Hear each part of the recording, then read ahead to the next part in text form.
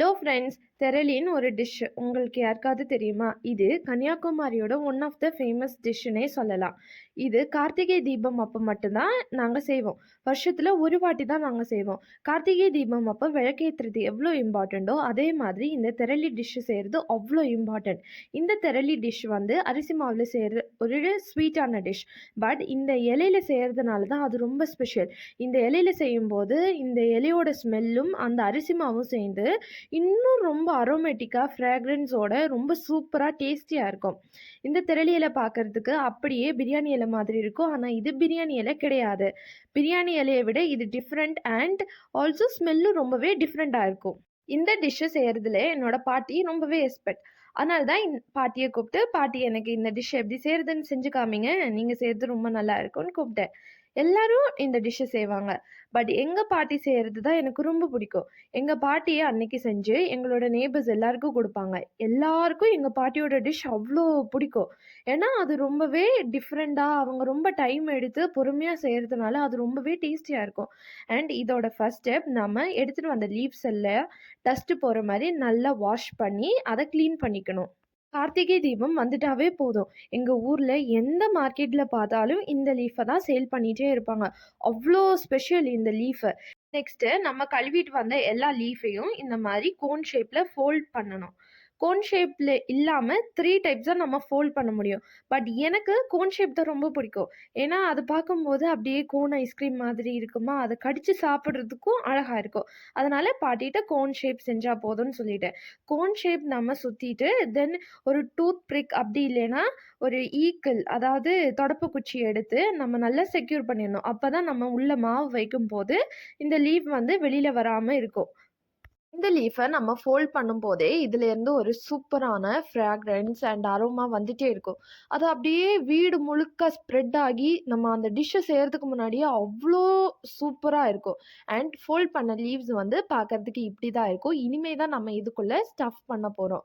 So, எல்லா லீவ்ஸையும் நம்ம fold பண்ணி செப்பரேட்டா எடுத்து வச்சுக்கணும்.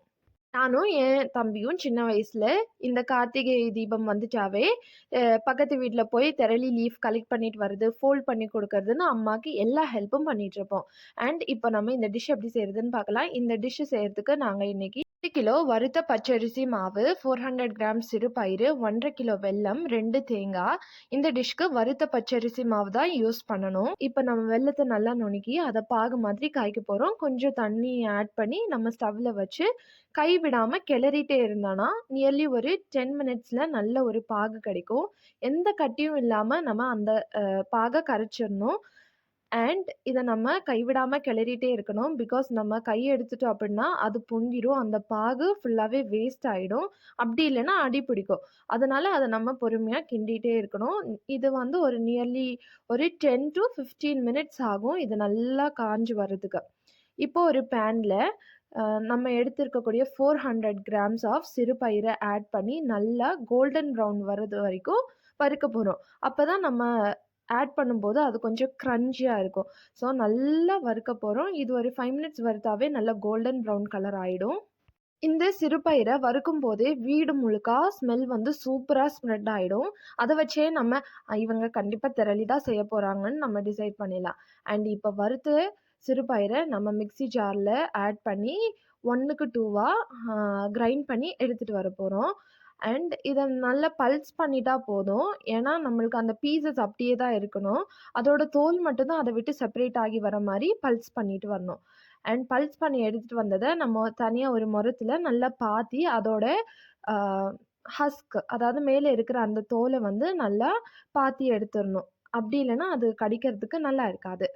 இப்போ நம்ம இந்த டிஷ்ஷ எப்படி செய்றதுன்னு பார்க்கலாம். இந்த டிஷ் செய்றதுக்கு கொஞ்சம் டைம் எடுக்கும். பட் ஈஸியான டிஷ் தான். இப்போ நம்ம ஒரு பெரிய உருளியில எடுத்து வச்சிருக்கிற அரிசி மாவு அண்ட் தென் அந்த சிறு பயிரை மேலே அப்படியே ஸ்ப்ரிங்கிள் பண்ணணும். ஸ்ப்ரிங்கிள் பண்ணி விட்டுட்டு அந்த சிறு பயிறு எல்லா மாவுலேயுமே ஈக்குவலாக ஷேர் ஆகுற மாதிரி ஸ்ப்ரெட் ஆகுற மாதிரி அதை நல்லா கை வச்சு கலந்து விடணும்.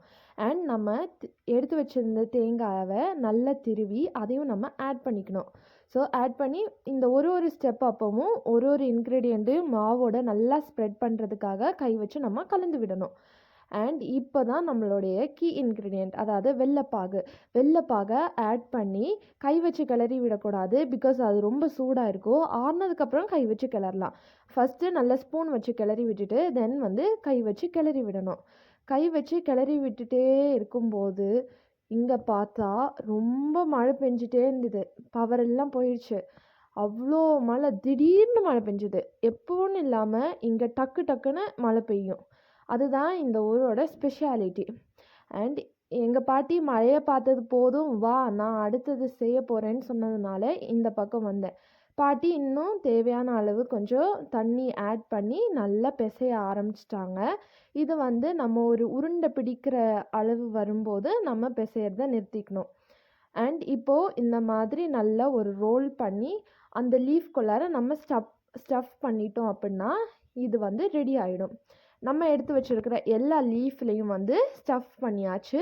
அண்ட் இப்போ வந்து தெரளி டிஷ்ஷை வந்து நம்ம செய்யலாம். நெக்ஸ்ட் ஸ்டெப் என்னன்னு பார்க்கலாம்.